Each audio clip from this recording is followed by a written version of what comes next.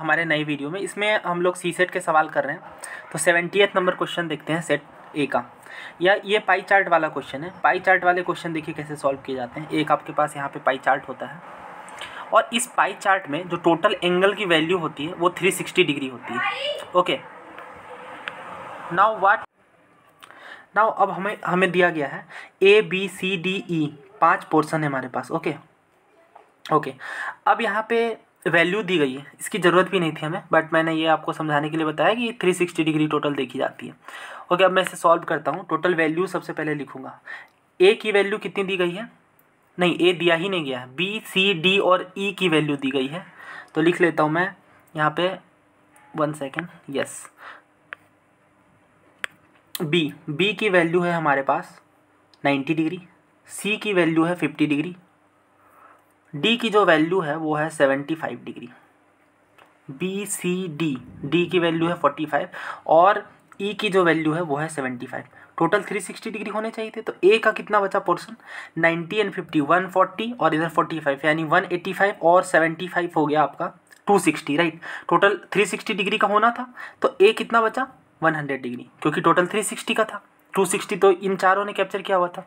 Okay, now अब हम लोग देखेंगे यहाँ पे ए की वैल्यू आ गई है। अब ए का पूछा गया है कि ए ने परसेंटेज में कितना खर्च किया। तो टोटल कितनी वैल्यू होती है? 100 तो ए का वैल्यू है, बट टोटल कितनी वैल्यू है? 360 डिग्री, और परसेंटेज में निकालना है तो 100 से मल्टीप्लाई करना पड़ेगा। 100%। बस इसे ही सॉल्व करना है हमें। 10 कैंसिल आउट, 4 9 जा 36, 4 से 25 में ये कटा। यहाँ पे ये आ गया 25 × 10 यानी 250 और बाई में 9 है, 250/9 यानी ऑप्शन डी इसका सही है। बहुत सिंपल क्वेश्चन था, बस आपको वैल्यूज़ निकालनी होती है और फिर 360 हमेशा नीचे रखना होता है, क्योंकि हम लोग तो कंपेयर कर रहे हैं टोटल से। टोटल वैल्यू कितनी है? 360।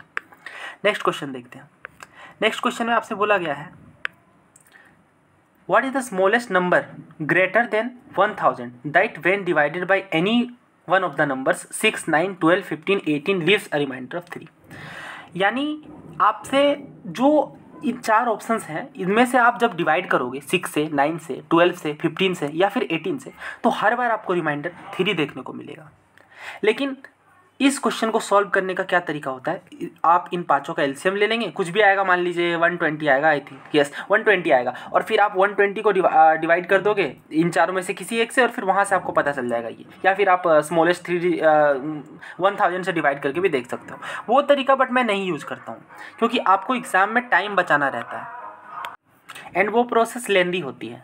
तो आप यहाँ पे क्या कीजिए, जो चारों ऑप्शंस आपको दिए गए हैं, इन चारों ऑप्शंस को आप इनसे डिवाइड कर लीजिए। जैसे मैं 6 से डिवाइड करता हूँ 1063 को, ये मैंने यहाँ पे लिख दिया, वरना आप डायरेक्टली मेंटली भी कर सकते हो इसे।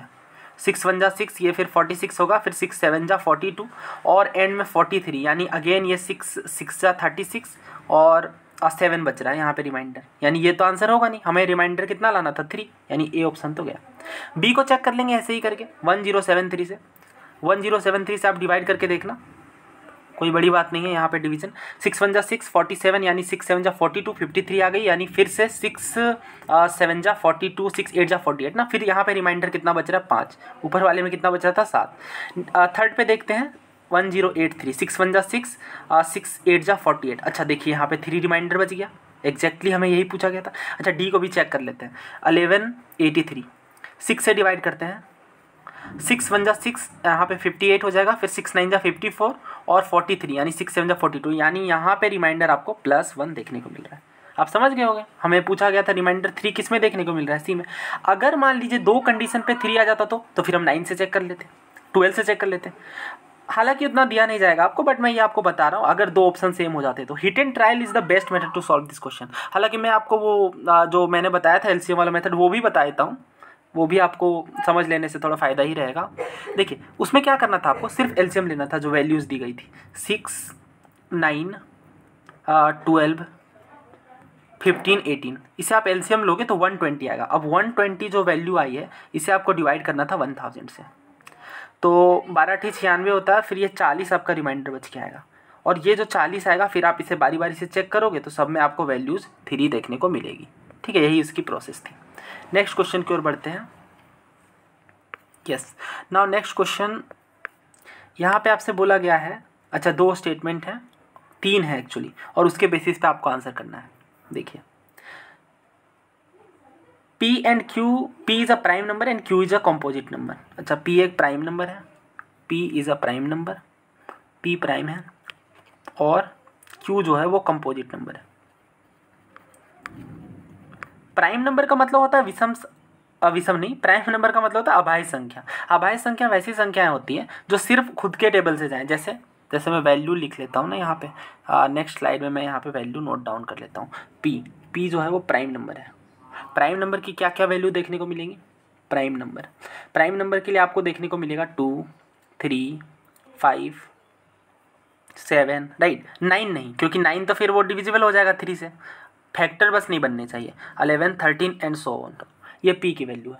मैं Q को लिख लेता हूँ। Q हमें क्या दिया गया है? Composite number. Q जो है वो क्या है? भाज्य संख्या। अब भाज्य संख्या का मतलब क्या हुआ? भाज्य संख्या का मतलब आप जब इसे छोड़ दे, जैसे 4 हो गया है ना, ये प्राइम नंबर को आप सब्ट्रैक्ट कर दो। जैसे वैल्यू निकल के आई 4, फिर आपको 6 मिलेगा, 8 मिलेगा, 10 भी मिलेगा, और बीच के नंबर 12 हो गया, जैसे इस तरह से। अब स्टेटमेंट पे आते हैं। मतलब आपको बेसिक चीज़ें पता होना चाहिए कि ओड नंबर क्या होता है, प्राइम नंबर क्या होता है, कंपोजिट नंबर क्या होता है। इन सब की अगर आपको समझे तो ये सवाल हो जाएगा। तो मैं अलग से नंबर सीरीज़ पे बना दूंगा, वहाँ पे मैं बेसिक चीज़ें भी बता दूंगा कि क्या क्या चीज़ें इसके अंदर आती हैं। पहला स्टेटमेंट है P and Q can be an odd number. P into Q करके देख लेते हैं क्या ओड नंबर कहीं पे नज़र आ रहा है? 4 इंटू 2 8, 3 इंटू 6 18, 5 इंटू 10 40, 7 इंटू 10, अच्छा कहीं भी नहीं। अगर आप फिर ध्यान से इसे देखिए, कहीं ना कहीं हो सकता है आपको ओड नंबर देखने को मिल सकता है।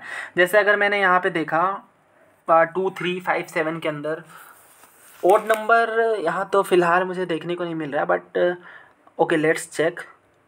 मैं चाह रहा हूँ आप बिल्कुल एग्ज़ाम अप्रोच की तरह सॉल्व करें, ना कि बस मैंने आंसर पता कर लिया और फिर ऐसे सॉल्व कर देना, वो चीज़ें फ़ायदा नहीं करेंगी। आप बिल्कुल एग्ज़ाम के अंदर सोचिए कि आपका माइंड वहाँ पे कैसे चलेगा। तो क्या कोई नंबर आपको ऐसा देखने को मिल रहा है? 5, 6, 8, यहाँ ओके 9 भी था ना यहाँ पे, ओके। सो यहाँ पे मैं 9 को भी इंक्लूड कर लेता हूँ। अब डेफिनेटली ये आपको देखने को मिलेगा। कैसे? 9 3 27, राइट। 27 क्या हो गया? ओड नंबर, यानी जो हमें निकालने के लिए बोला गया था वो वैल्यू आ गई है। मैं यहीं पे इसे रब करके 9 इंक्लूड कर देता हूँ, 9 और 10, यानी फर्स्ट स्टेटमेंट ट्रू हो गया। आपने देखा 9 इंटू 3 क्या होता है? 27, और 27 क्या है? ओड नंबर है।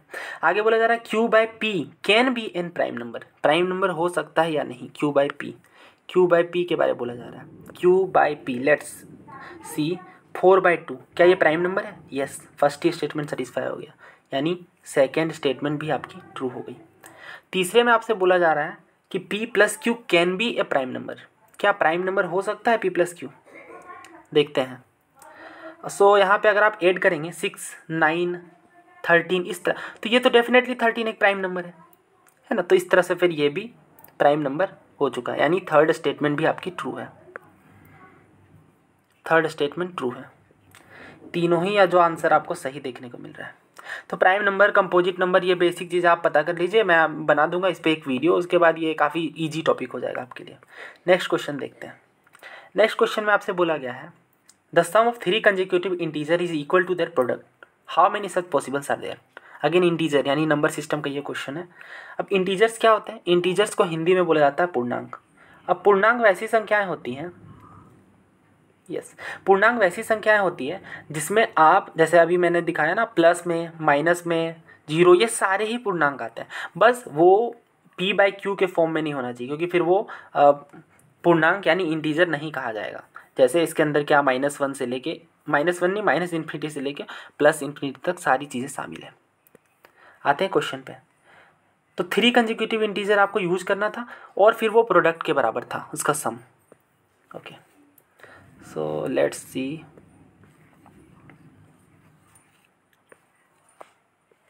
यस, 3 नंबर को आपको ले लेना है। मान लीजिए मैंने ले लिया यहाँ पे x, और इस साइड पे x -1 और x + 1, x -1 x + 1,